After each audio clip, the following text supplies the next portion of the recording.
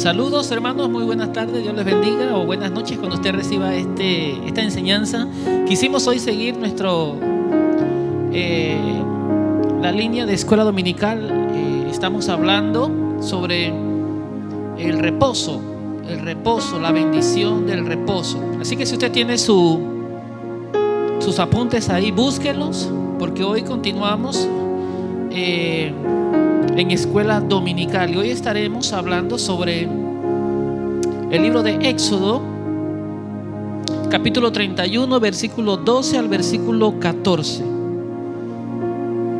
Si es tan amable, usted busque su Biblia, ahí la tiene, sus apuntes de escuela dominical, y vamos a ver ese versículo del libro de Éxodo, capítulo 31, del versículo 12 al versículo 14. Dice así la palabra del Señor.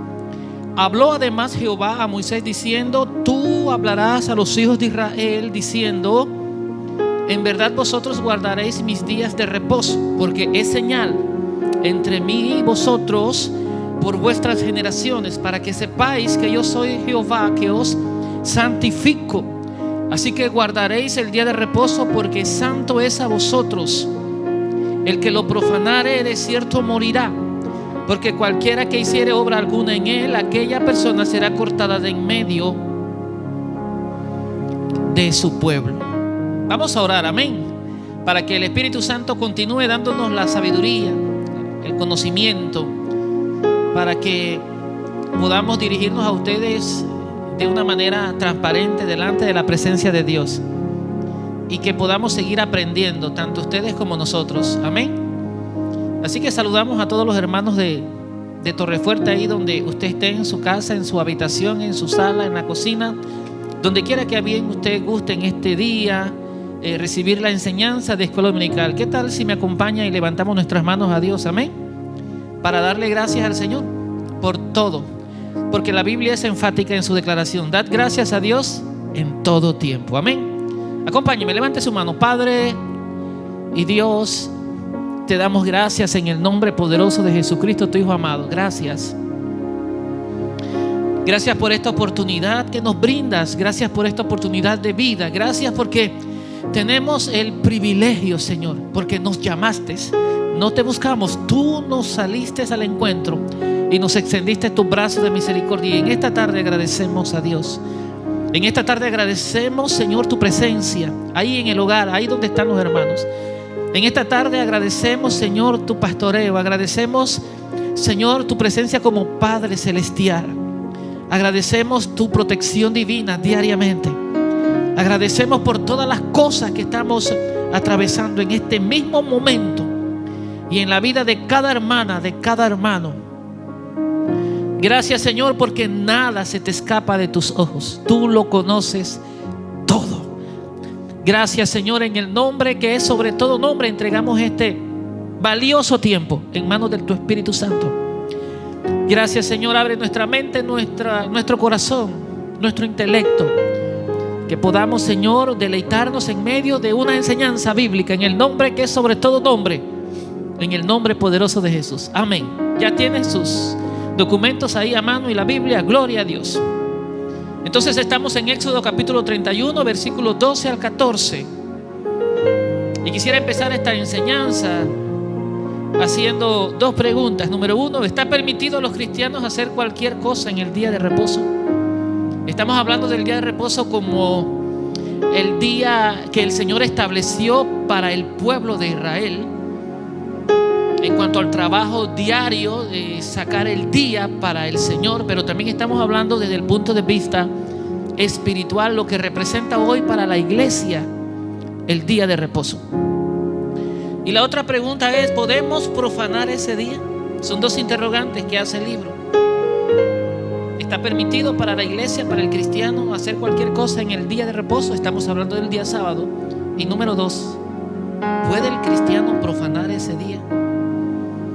Entonces vamos a ver tres puntos principales por lo cual Dios constituyó el día sábado en el día de reposo, para que estos tres principios siempre los tengamos presentes en la vida nuestra. Número uno, el día de reposo sería una señal entre Dios y su pueblo. Ya leímos la semana pasada ahí mismo en el libro de Éxodo, donde Dios hace constancia acerca de la institución de este día entre un pacto entre el pueblo de Israel y todas sus generaciones con Dios. Así que, número uno, el día de reposo sería una señal entre Dios y su pueblo.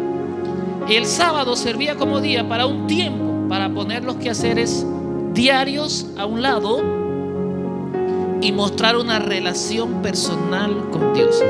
Porque Dios estaba muy interesado que de tantas ocupaciones que usted y yo tenemos, que no dejan de tener mucho valor, claro que sí, son de mucho valor lo que hacemos, siempre nosotros tengamos disponibilidad de un tiempo separado, un tiempo donde nos vamos solamente a mentalizar y donde vamos a estar prácticamente con todas nuestras fuerzas y energía, separando ese día y dejando a un lado tantas y tantas cosas que durante todos los demás días estamos ocupados.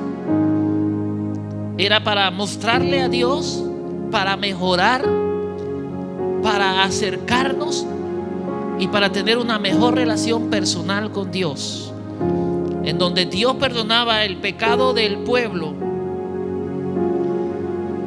en donde Dios presentaba su fidelidad al guardar el pacto con el pueblo de Israel. Número dos, el día de reposo sería un tiempo santo para el pueblo de Dios. No solamente apartarse, no solamente apartarse de sus quehaceres normales, sino también era un tiempo que se dedicaba a la santidad. Apartarse de los quehaceres, pero también era un tiempo que se dedicaba para acercarse a Dios en santidad y ponernos a cuenta con Él. Esa era parte de lo que Dios esperaba del pueblo en cuanto al día sábado. Dios quería que este mandato se hiciera algo íntimo y personal, que no solamente se viera como una ley, una imposición, sino que en el corazón del hebreo, del judío, del pueblo de Dios, que ellos empezaran a tener el sábado como algo más que un rito, de una tradición, una ley, una costumbre, sino que lo hicieran algo íntimo, algo muy personal entre ellos y Dios. Esperaba que con los años su pueblo tomara el día de reposo como parte integral de la vida misma. Prácticamente Dios tenía la intención de que el pueblo de Israel hiciera del día sábado algo pero tan personal, que lo hicieran parte de su propia vida integral y no como un mandato obligatorio. Y número 3, el día de reposo podía ser profanado, sí, aunque el día era para descansar del trabajo. Esto no significaba que había un relajamiento en cuanto al estándar moral del pueblo. El pueblo debía tener cuidado de no deshonrar el espíritu del día de reposo, que realmente el día no era meramente un día de la semana, sino que el día tenía dentro de sí mismo, en un sentido espiritual, tenía un espíritu, y el espíritu era separación de las cosas y dedicación, por otro lado, al Dios santo que instituyó el día sábado. Pues este día también se separaba para tener un encuentro con Dios. Entonces estamos en la lectura del libro de Éxodo, capítulo 31, del versículo 12 al versículo 14. Si leemos el contexto, significa leemos antes de este versículo, está hablando a los trabajadores que se hacían cargo de la construcción del tabernáculo, ¿no? Se está hablando a ellos. Es Éxodo 31 del 1 al 11. Habían sido escogidos y autorizados por Dios mismo, porque Dios es el que escoge y autoriza. Entonces, estas personas claves en la construcción del tabernáculo estaban trabajando en algo sagrado. Para ellos la construcción del tabernáculo era algo tan sagrado, pero aún a ellos, a pesar de que estaban trabajando en algo tan solemne que era el tabernáculo, sus utensilios, ellos no estaban exentos entonces de guardar el día sábado, y la lectura que tuvimos en Éxodo entonces 31 del 12 al 14. vemos dos cosas importantes de Dios. Vemos la integridad y la constancia de Dios, que aún no violaba su propia ley para realizar alguna meta, por noble que fuera. ¿Qué queremos decir con esto? Lo que los constructores estaban haciendo acerca en el tabernáculo y arreglando esta parte muy importante en la vida espiritual y religiosa del pueblo de Israel, a pesar de que ellos estaban haciendo una noble misión, ¿no? Y que lo que estaban practicando era correcto y era mandado por Dios, aún ellos tenían que tener en cuenta que cuando el día sábado llegaba, de inmediato ellos tenían que hacer un cese a las funciones. Por noble que fuera lo que estuviesen haciendo, ellos tenían que hacer un alto. Y es que la vida consiste de esto. Nosotros podemos estar muy ocupados todos los días, porque la gente dice necesito trabajar, y es cierto, se necesita trabajar, es un mandato divino, pues la Biblia dice que el que no trabaja, que no coma, dice el apóstol. Pero dentro de tantas ocupaciones y tantas circunstancias que rodean la vida del ser humano, Dios siempre está esperando un momento de separación, que aunque es de mucho valor lo que tú haces dentro de la semana, pues Dios lo constituye de esta manera. Recuerda que en el Génesis Dios habla del primer día, segundo día, habla de la semana prácticamente. Y dentro de tantas ocupaciones que no dejan de ser nobles, porque el trabajo es una acción noble, el pasar tiempo con la familia es una acción noble, y otras ocupaciones que nosotros tenemos, pues Dios, a pesar de que sabe el valor que tiene lo que hacemos, Dios no viola su propia palabra, y aún a los constructores del tabernáculo Dios les pide también que sean vigilantes de este requerimiento, de este mandamiento al mero pueblo de Israel. Así que aquí hay una enseñanza muy interesante, y es que yo puedo sacar de aquí que aunque era noble lo que los constructores estaban haciendo, porque era el tabernáculo, aún en el trabajo noble que hacían, Dios les pedía a ellos que detuviesen, que cesaran, que hicieran una pausa, que hicieran un selat. ¿Lo recuerdan en los salmos? Un alto, y separaran ese tiempo exclusivamente para descansar de sus labores físicas. Pero también recuerden, no solamente descansaban de su relación, de su trabajo físico, sino también que se acercaban a Dios mediante este día y se santificaban delante de Dios. Muy interesante esto. Por noble que fuera su trabajo, la ley no era violada por ellos.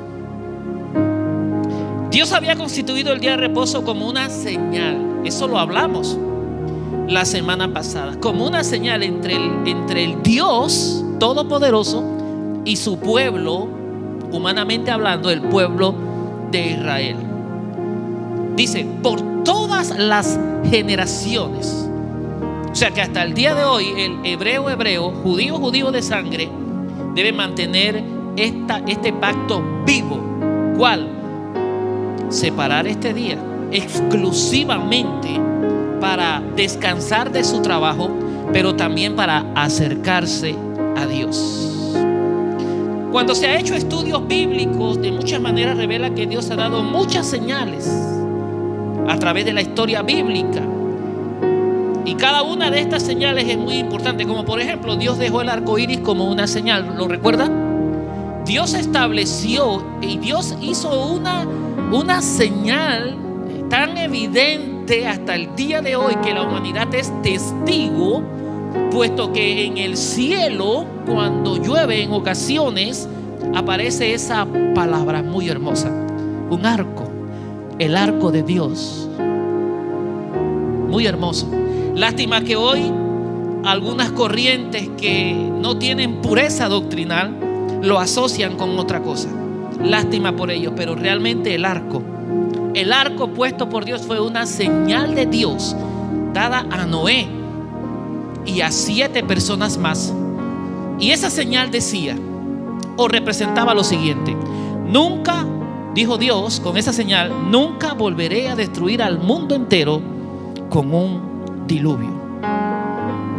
Esa es una tremenda señal, y esa señal aparece en cada momento en nuestro cielo. Y cuando usted ve el arco iris, ¿qué se le viene a la mente?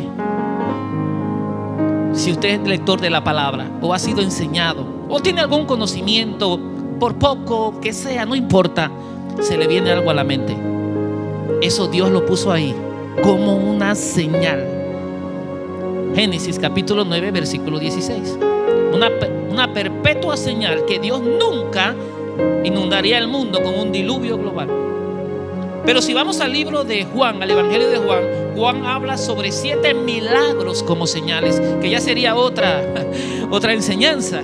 Pero también el libro de Juan nos habla de 7 milagros como señales, donde se revela el poder y la soberanía de Jesús sobre enfermedades, sobre toda fuerza natural, sobre todo espíritu y aún sobre la misma muerte. Cuando la gente le pidió una señal a Jesús, Jesús está cerca del templo de Jerusalén, está dando instrucciones a los apóstoles, está hablando de cosas que van a suceder. Algunas ya sucedieron, como la destrucción del templo, y que se dio luego de 70 años después de su partida. Usted conoce la historia más o menos. Pero cuando la gente le pide una señal a Jesús, Jesús le da una señal. Y mire la señal que Jesús le da y le dice a ellos en Mateo 12:39, apuntando a su resurrección. ¿Sabe de qué Jesús dice? Así como Jonás estuvo en el vientre del pez por 3 días y 3 noches, es necesario que el Hijo del Hombre también. Es una señal.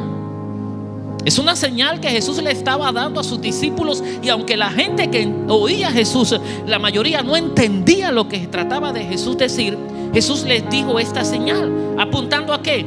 A su resurrección en medio de los muertos. Sin duda, para la iglesia, la resurrección de Jesús es la señal más grande y más suprema. Porque la palabra de Dios dice que si Cristo no resucitó, vana sería nuestra predicación, vana sería nuestra enseñanza. Es que la parte fundamental de la pureza en la doctrina del Evangelio radica en una sola cosa, y es que Cristo resucitó de los muertos. Porque si Cristo no hubiese resucitado de los muertos, lo que estamos haciendo hoy día, no solamente nosotros, a nivel mundial muchas personas, no tuviese sentido, porque estuviésemos hablando de alguien que te promete algo que él mismo no pudo lograrlo. Pues la Biblia en la segunda carta a los tesalonicenses dice: porque con voz de mando, con voz de arcángel y con trompeta de Dios. Esto habla de autoridad, de una autoridad que está por encima. Dice el apóstol Pablo: con voz de mando, con voz de arcángel y con trompeta de Dios descenderá del cielo el mismo Jesús que ascendió a lo profundo de la tierra y fue resucitado por el poder del Espíritu Santo.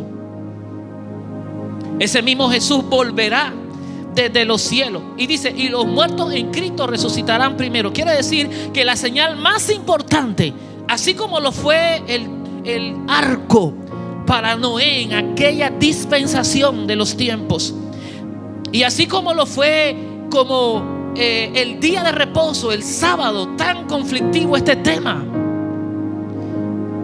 para Dios y su pueblo lo constituyó como una señal. Así como el arco iris como una señal que nunca más volvería a destruir al mundo globalmente a través de un diluvio.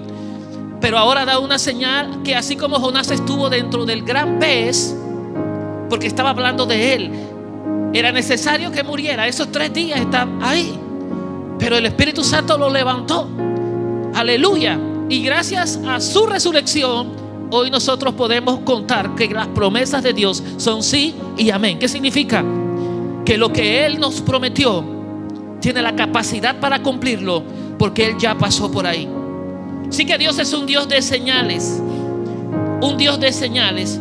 Y la señal de la resurrección para la iglesia es la señal suprema. Pero esto nos hace reconocer que las señales nunca son frívolas. ¿Qué significa frívolas? Que no les concede a las cosas la importancia que merecen. Las señales de Dios sí tienen importancia.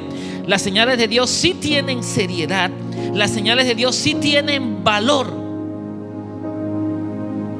y nunca son frívolas, como tampoco la señal del día de reposo. Entonces, si sabemos y ponemos atención a las señales, cuando usted va por la carretera, hablo con los que conducen en este momento.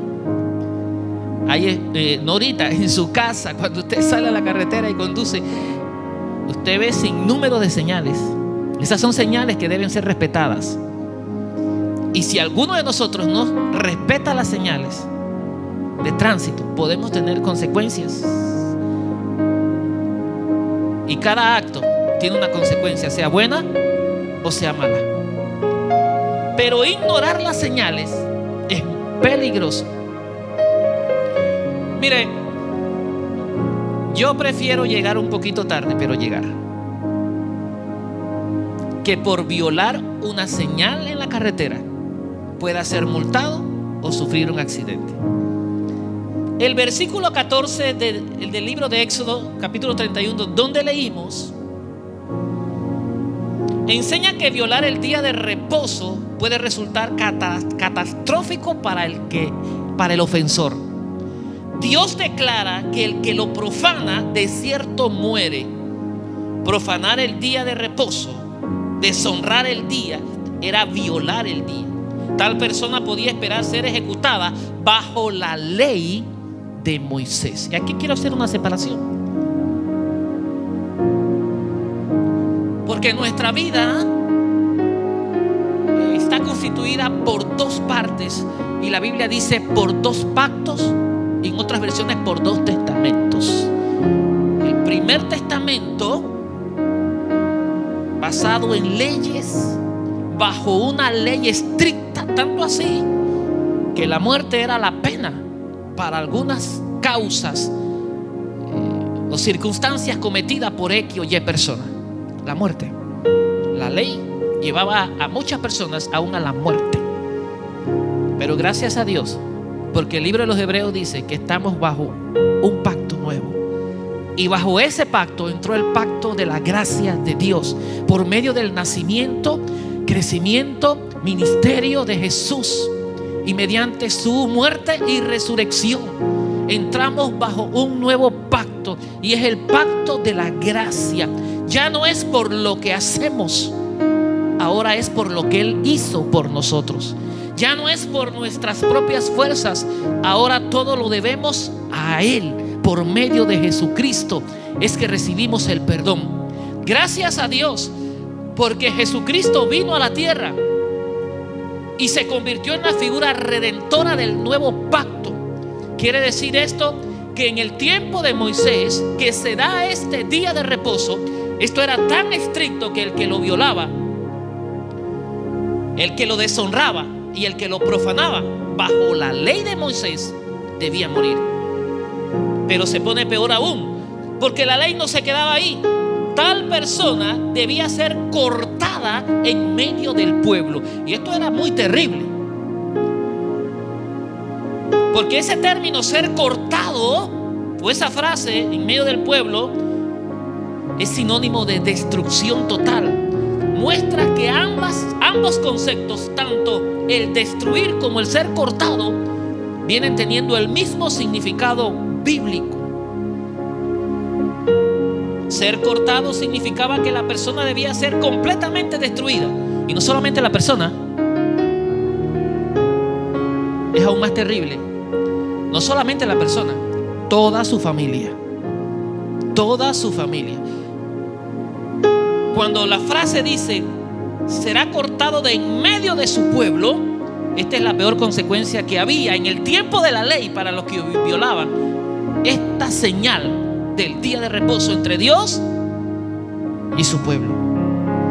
Usted sabe que era muy importante en los tiempos antiguos para las personas guardar el linaje de las generaciones. Eso era muy importante, como era muy importante también cuando una mujer enviudaba, también era mal vista. Igual cuando tenía lepra, era separada. Bueno, también cuando una persona era cortada en medio del pueblo, prácticamente toda su familia tenía que morir también. Se cortaba el linaje, la descendencia, la prole, las generaciones. que los judíos eran muy precavidos en mantener el árbol genealógico de la familia. Miren, cuando usted lee Filipenses capítulo 3 y versículo 5, Pablo, como todo un judío, incluso en el tiempo de la gracia, hace mención demostrando su árbol genealógico y la descendencia de donde él proviene. Tanto así que dice que viene de la tribu de Benjamín.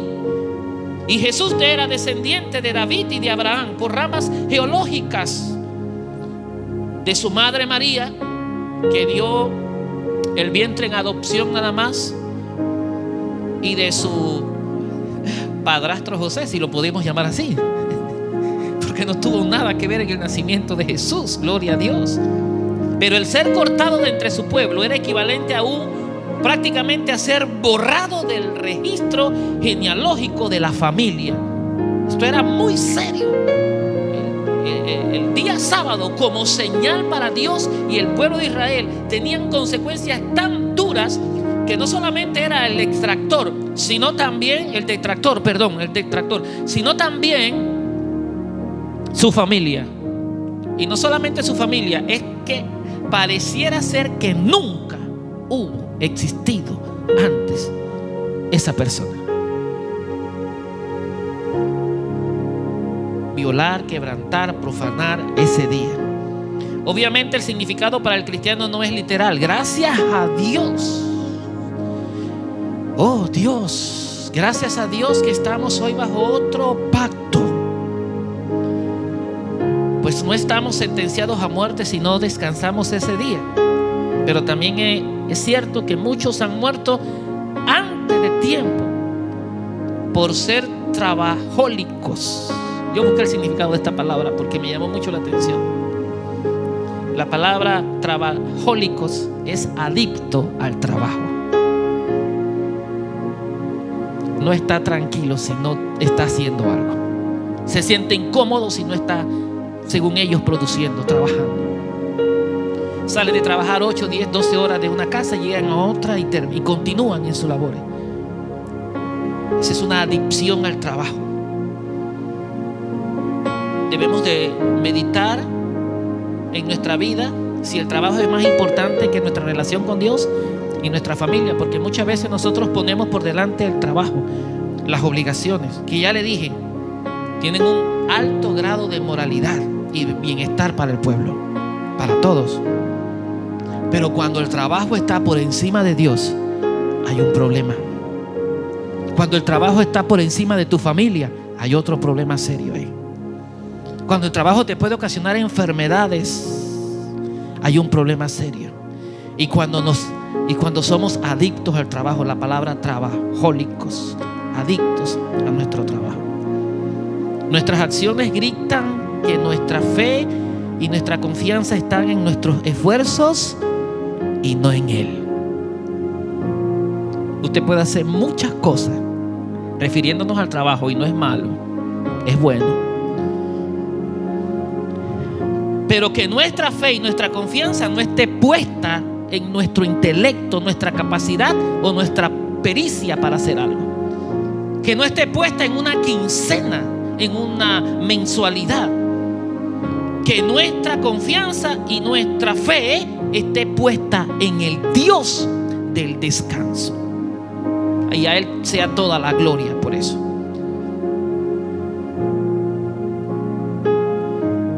Esa palabra, adictos al trabajo, trabajólicos. Quiero llegar a una conclusión. Recuerde que es escuela dominical. Y para esa conclusión yo necesito definitivamente ir al libro de Mateo. De todos los evangelios los escogí a él. El libro de Mateo. Gloria sea al Señor. Porque hay una declaración muy, pero muy, muy interesante en el capítulo 11 de Mateo, del versículo 25 al versículo 30. Yo quiero leérselo y usar esta tremenda palabra y enseñanza una vez más por parte de Jesús. Mateo capítulo 11 del 25 al 30. En aquel tiempo respondiendo Jesús dijo: Te alabo, Padre, Señor del cielo y de la tierra, porque escondiste estas cosas de los sabios y de los entendidos y las revelaste a los niños. Sí, Padre, porque así te agradó. Todas las cosas me fueron entregadas por mi Padre. Todas las cosas me fueron entregadas por mi Padre, y nadie conoce al Hijo sino el Padre, ni al Padre conoce a alguno sino el Hijo y aquel a quien el Hijo lo quiere revelar. Y note estos versículos que vienen: venid a mí todos los que estáis trabajados y cargados, y yo os haré descansar. Llevad mi yugo sobre vosotros y aprended de mí, que soy manso y humilde de corazón, y hallaréis descanso para vuestras almas, porque mi yugo es fácil y ligera mi carga. Jesús, antes de buscar la ayuda en los apóstoles cuando los llama, lo primero que Jesús hace es tocar el corazón de ellos. Nadie puede esperar algo de alguien si primero no toca su corazón. Y Jesús sabía este principio. Jesús sabía que iba a llamar a gente con defectos, con errores, con problemas. Y a través de la historia bíblica usted se dará cuenta que los apóstoles, hermanos, eran los apóstoles. Uno iracundo, sacando su espada. Otros pidiendo que mandara a Dios fuego del cielo para que los consumiera. Otros tomaba de la bolsa y cogía. Otro dudaba de las cosas del Señor. Otros querían a la derecha y a la izquierda. Usted conoce. Otros cobradores de impuestos. Pero antes de que Jesús los pusiera a trabajar en su viña y aprendieran principios divinos, Jesús les tocó primero su corazón. Y esto es muy importante. Si tu corazón primero no es tocado, no importa lo que estés haciendo para la obra de Dios, no funciona. Primero debe ser tocado mi corazón.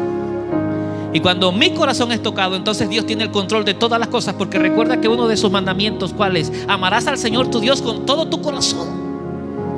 Porque cuando Dios tiene el enlace por el Espíritu de Él y enlaza el corazón, lo cautiva completamente.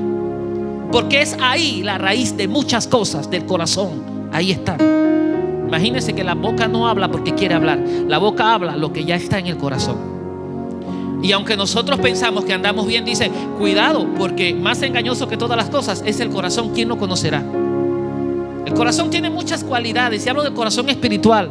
Por eso Dios, antes de pedirte algo para que hagas para Él, Dios quiere conectarte. Dios quiere enlazar tu corazón. Y una vez tu corazón está enlazado, Dios tiene todo lo demás. Tiene tu mente, tiene tus fuerzas, tiene tu pasión, tiene tus ganas, tiene tu tiempo, tiene todo lo que Él necesita ya equivalente. Pero lo primero que busca Dios es tocar primero tu corazón. Y luego promete darte descanso. Todos en Dios necesitamos descanso. Y no estoy hablando solamente ahora del descanso físico. El alma necesita descanso. Está abrumada, está saturada, ya no aguanta más, está por reventar. Y Dios, que se ha convertido ahora en mi reposo. ¿Sabe por qué? Porque en Mateo 12 dice que Jesús es el Señor del día de reposo. Ahora Hebreos, donde leímos la semana pasada en el capítulo 4, si no, mi mente no me traiciona ahorita mismo, y usted lee todo ese capítulo y el capítulo 5, usted se dará cuenta que el verdadero reposo del pueblo de Dios ya no es el día. El verdadero reposo del Señor ahora para el pueblo de Dios es Jesús de Nazaret.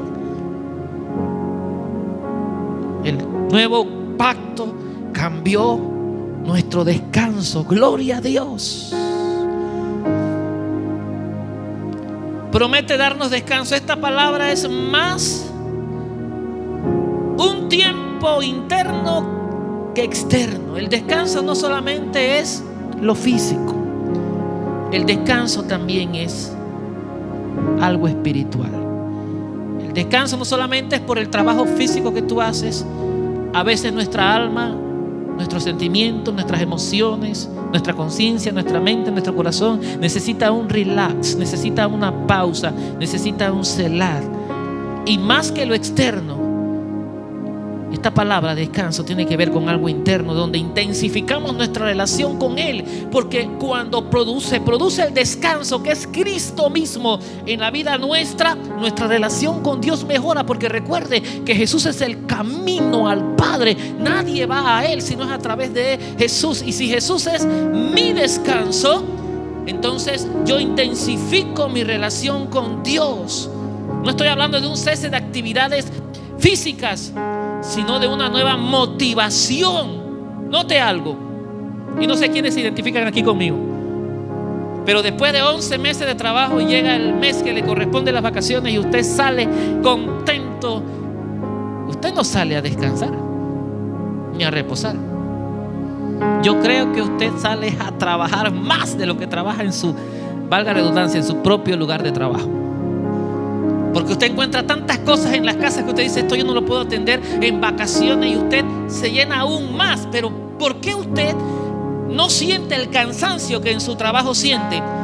Usted no lo siente por una palabra que se llama motivación. ¿Por qué usted hace en vacaciones más trabajo que los 11 meses que está allá en una oficina, en el lugar donde Dios lo tenga elaborando? Por la motivación. En su casa usted quiere hacerlo mejor y usted ni siente nada. Aunque usted no toma 30 días realmente para tomarse unas vacaciones o para descansar o reposar 30 días, sino que está trabajando, es lo que lo motiva. Esa motivación no la tiene en el trabajo. Lo que cambia es la razón para la actividad. Nos sentimos vigorizados. Queremos hacer muchas cosas.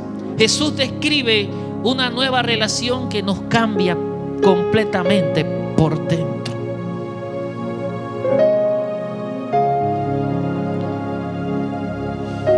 Venid a mí todos los que estáis trabajados y cargados, y yo os haré descansar. El Señor nos está mandando a 3 cosas importantes en estos versículos. Número 1, descanso, que es un descanso interior libre de ansiedad. ¿Cuándo será? Y no hablo del dormir, sino en la vida tuya espiritual y en la mía. ¿Cuándo será que yo estoy libre de ansiedad? Que mi alma está libre, que las cadenas han sido quebrantadas, rotas por el Espíritu Santo, que estoy tan lleno de reposo, que es Jesús en mi vida, que no hay espacio para la ansiedad, para la frustración, no hay espacio para la duda, para el miedo, porque me he llenado del reposo, porque el Señor ha sido mi descanso, porque su palabra dice: venid a mí, y Él me da descanso interior libre de ansiedad. Pero también esta palabra me habla de un lugar o un marco de trabajo, porque mire lo que dice la palabra: llevad mi yugo. Y un yugo es algo que te ata a alguien. Un yugo mediante el cual somos guiados por un compañero más fuerte. Porque cuando el Señor dice: llevad mi yugo sobre vosotros, no está diciendo que estés solo al momento de llevar el yugo. El yugo te lleva a unirte a Cristo. Y cuando somos unidos por un yugo a Cristo, estamos seguros de algo: mi compañero, el que está al lado mío llevando este yugo, es más fuerte que yo y me va a ayudar. Ese es el reposo. No es que el Señor te está tirando una carga para aplastarte. No es que el Señor te está permitiendo que tengas esto para destruirte, para hacerte daño. No, los pensamientos de Dios son buenos para ti, pensamientos de paz y de bien.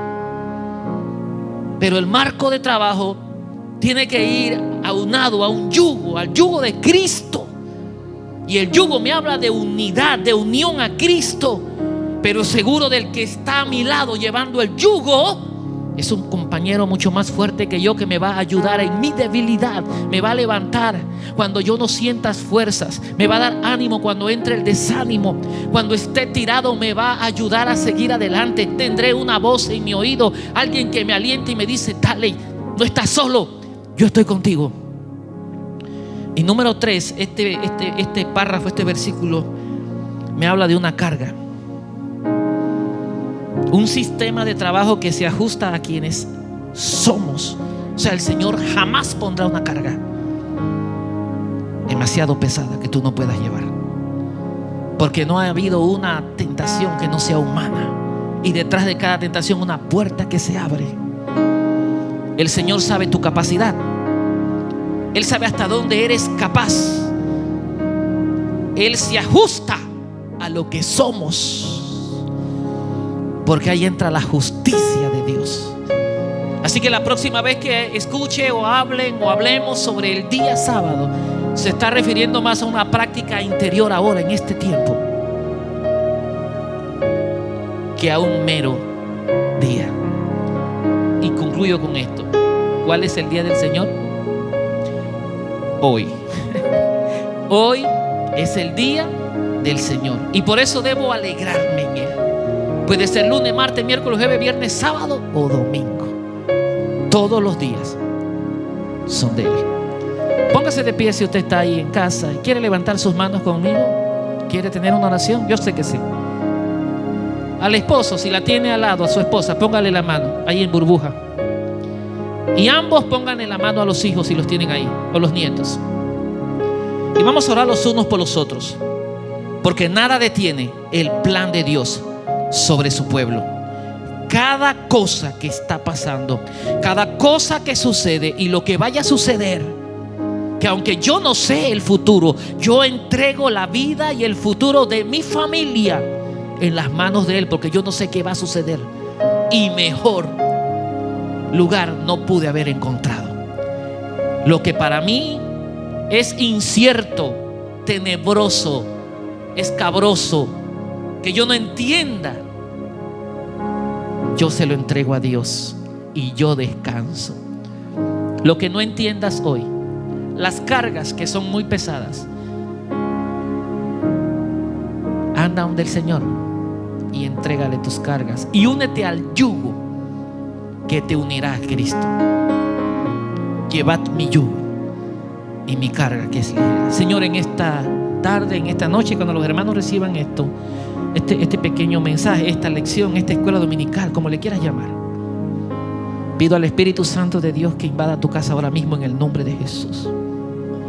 Pido una presencia muy especial para la vida del hombre, de la mujer, de los hijos, de los nietos, de los hermanos, para la vida espiritual, para el mismo espíritu de esta iglesia Torrefuerte, y para cualquier hermano, amigo que pueda estar escuchando estas pequeñas líneas de enseñanza. Señor, en el nombre de Jesús de Nazaret, trae reposo sobre tu pueblo de tantas cosas que están sucediendo hoy, que lo que traen es aflicción, dudas, temores. Padre, en el nombre de Jesús, que nuestro ser interno esté descansando. En el nombre de Jesús, que encontremos en Cristo nuestro verdadero reposo. Cuídanos, oh Dios, como lo has estado haciendo. Cuida la fe. Señor, ayúdanos, porque a veces la perdemos. Como dijo aquella persona, ayúdanos, oh Dios, en nuestra incredulidad. Te pedimos que tu misericordia, que hoy salió nueva, nos alcance, nos abrace, nos arrope. Que podamos entregarnos, Señor, en cuerpo completo, alma y espíritu, todo nuestro ser delante de ti. Toma control, Señor, de la vida activa de los hermanos, de sus lugares de trabajo, sus casas. Que la seguridad, la protección, que el ángel que dice tu palabra, que acampa a mi alrededor, me sostenga, me defienda.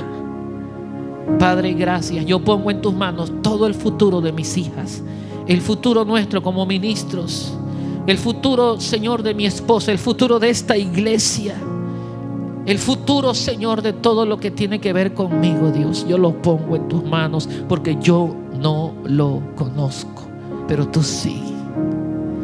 Cumple tu voluntad, Señor. Te doy gracias por cada hermano, por cada persona, Señor, allí en el hogar, con una brisa apacible, un silbo suave. Visita la vida de los hermanos. Tócalos en esta tarde. Que entendamos que tú no dependes de un culto presencial. Que esto que sucede no es porque el enemigo ha venido y nos ha atacado. No, Dios, a ti no te toma nada por sorpresa. Todo lo que ocurre, oh Dios, todo lo que suceda es porque tú lo permites.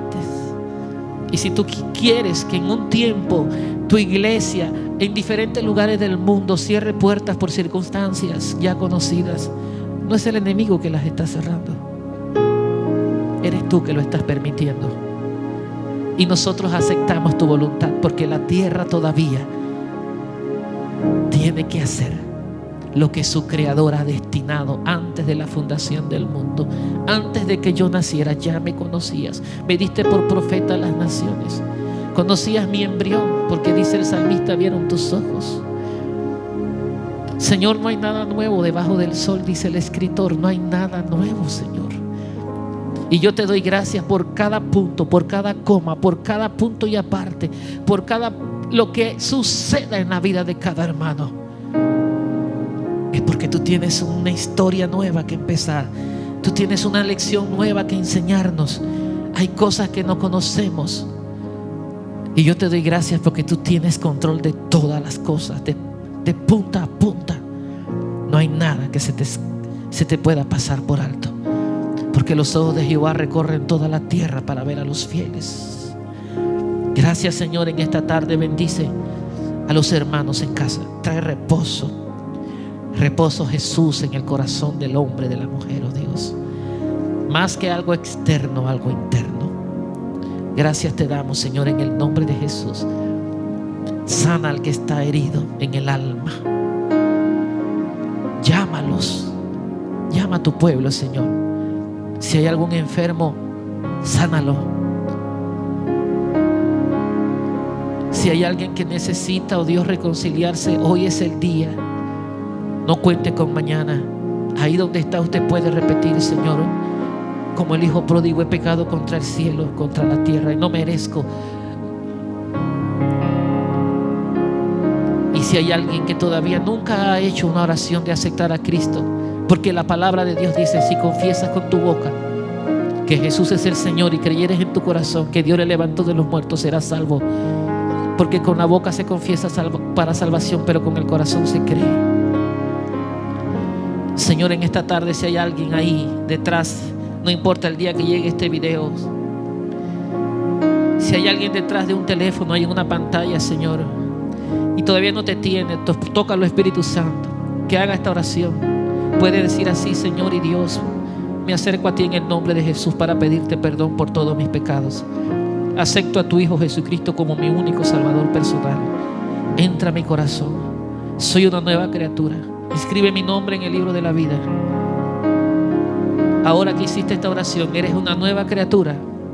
Las cosas viejas pasaron y todas son hechas nuevas. Empieza a visitar una iglesia que te prediquen la pureza doctrinal, el evangelio como es.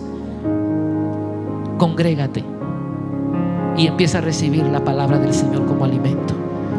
Señor, gracias en esta tarde en el nombre de Jesús por los hermanos que estuvieron ahí y por cualquiera persona, cualquiera otra que reciba este video, en el nombre poderoso de Jesús. Amén. Recuerde que estamos en YouTube. Usted puede acceder ahí al canal de Torrefuerte de París, de Parita, y ahí le va a salir la enseñanza, la predica. Saludos y bendiciones.